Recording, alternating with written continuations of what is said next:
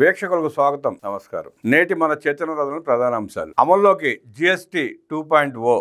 GST 2.0 అమలు వల్ల రాష్ట్రానికి సుమారుగా 8,000 కోట్ల రూపాయల లబ్ధి చేకూరనుంది. 21వ తేదీ అర్ధరాత్రి నుంచి సవరించిన జిఎస్టీ విధానం అమల్లోకి వస్తూ ఉంది. రోజువారీ వస్తువుల నుంచి ఎలక్ట్రానిక్స్, ఔషధాలు, వాహనాల వరకు చాలా వస్తువుల ధరలు దిగి వస్తున్నాయి. ఇప్పటికే చాలా సంస్థలు రేపటి నుండి అమల్లోకి వచ్చే జిఎస్టీ ధరలను ప్రకటించాయి. దీంతో వినియోగదారులకి దసరా పండుగ సీజన్ ఆఫర్లతో పాటు జిఎస్టీ ప్రయోజనము కలిసి రానుంది. ఇది ఇలా ఉంటే రాష్ట్ర ముఖ్యమంత్రి శ్రీ నారా చంద్రబాబు నాయుడు జిఎస్టీ 2.0 జీవోలను ఇంగ్లీష్తో పాటు తెలుగులో కూడా అనువదించి విడుదల చేశారు. అన్ని జీవోల బుక్లెట్ను ఉండవల్లి క్యాంప్ కార్యాలయంలో ఆవిష్కరించి సంబంధిత అధికారులతో రాష్ట్ర పన్నుల విధానంపై సమీక్షించారు. పాలనను ప్రజలకు మరింత చేరువ చేయాలనే ఉద్దేశంతో వాణిజ్య పన్నుల శాఖ మొదటిసారిగా జీవోలను తెలుగులో విడుదల చేయడం చరిత్ర సృష్టించేదే.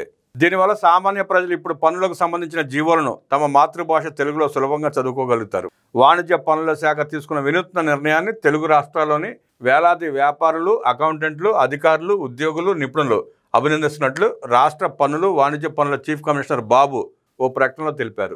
జిఎస్టీ 2.0 కేవలం పన్ను సంస్కరణ కాదు, ఇది ప్రజలే ముందు అనే విధానం.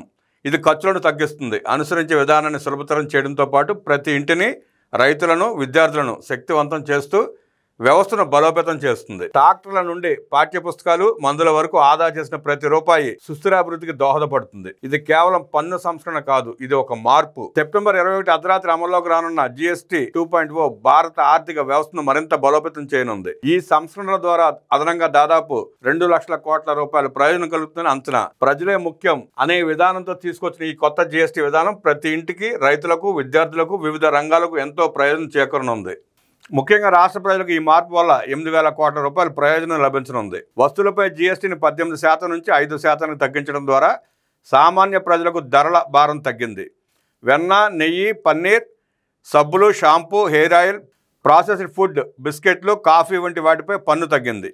అలాగే పాశ్చరైజ్డ్ పాలు, ప్యాకేజ్డ్ పన్నీర్, బ్రెడ్ వంటి వాటికి జిఎస్టీ నుంచి పూర్తిగా మినహాయింపు లభించింది. ద్విచక్ర వాహనాలు, చిన్న కార్లు, టీవీలు, ఏసీలు, సిమెంట్ వంటి వాటిపై జిఎస్టీని 28% నుంచి 18% తగ్గించడంతో మధ్యతరగతికి పెద్ద ఊరట లభించింది. అంతేకాకుండా స్వీట్లు, చాక్లెట్లు, ఐస్ క్రీమ్స్ పై పన్ను 5% తగ్గింది. వ్యవసాయ రంగానికి ఉపయోగపడే ఎరువులు, పురుగు మందులు, ట్రాక్టర్లపై జిఎస్టీని 12% నుంచి 5% తగ్గించారు.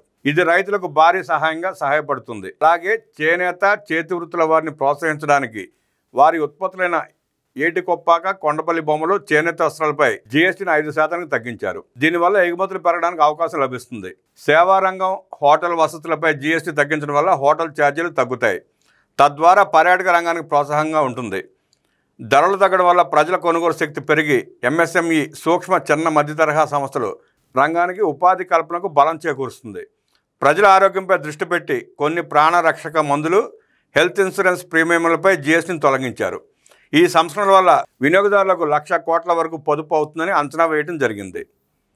ఆరోగ్యకర, సుసంపన్న, సంతోషకరమైన సమాజాన్ని సాధించాలన్న రాష్ట్ర ప్రభుత్వ లక్ష్య సాధనకు జిఎస్టీ 2.0 సంస్కరణలు దోహదపడతాయి. ప్రభుత్వం నిర్దేశించిన 10 మార్గదర్శక సూత్రాలైన పేదరికం లేని సమాజం, జనాభా నిర్వహణ, మానవ వనరుల అభివృద్ధి, నైపుణ్యం, ఉపాధి, నీటి భద్రత, రైతు సంక్షేమం, ప్రపంచ స్థాయి లాజిస్టిక్స్ అభివృద్ధి, ఇంధన వినియోగంలో ఖర్చు తగ్గింపు, చేతి వృత్తుల అభివృద్ధి, స్వచ్ఛ, డీప్ టెక్, సాంకేతికత వినియోగం వంటి సూత్రాల సాధనకు సంస్కరణలు తోడ్పడతాయని రాష్ట్ర వాణిజ్య పన్నుల శాఖ ప్రధాన కార్యదర్శి బాబు ఒక ప్రకటనలో పేర్కొన్నారు.